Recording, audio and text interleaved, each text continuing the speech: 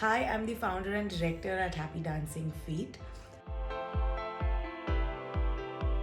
The journey of Happy Dancing Feet was a real fun one actually.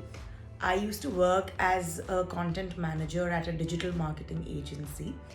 Writing was my passion, but sitting at the desk was not. I actually had spring attached to my feet and I used to keep running about the office all day long.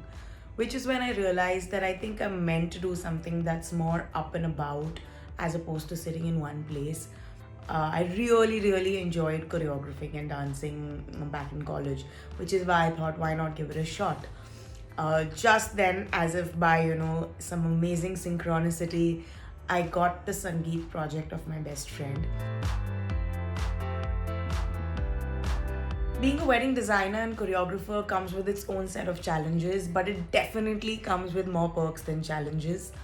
For example, we love meeting new people. We love traveling places.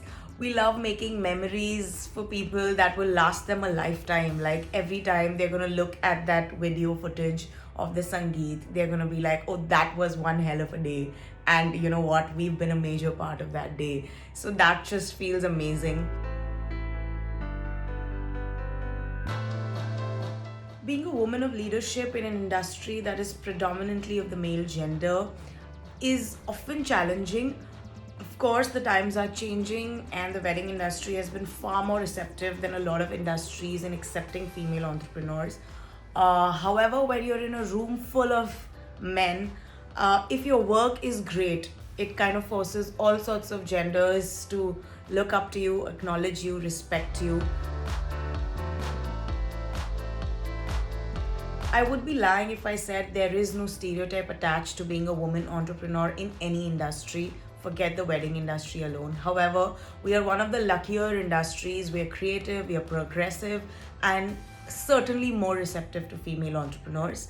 And I think sometimes it does get a little bit challenging to be taken seriously, to be seen, to be heard, especially when you're in a room full of male clients, male entrepreneurs, male vendors, event planners. So, yeah, it does get a little challenging sometimes. It is definitely cutthroat competition. It is not easy, but it is worth it. And I always believe that a woman who knows her worth is a dangerous one in a good way. When you know your worth, you don't settle for less and you ask for what you think is your value. As I read somewhere, know your worth and then add tax to it. That's what you should be doing when you're in the wedding industry.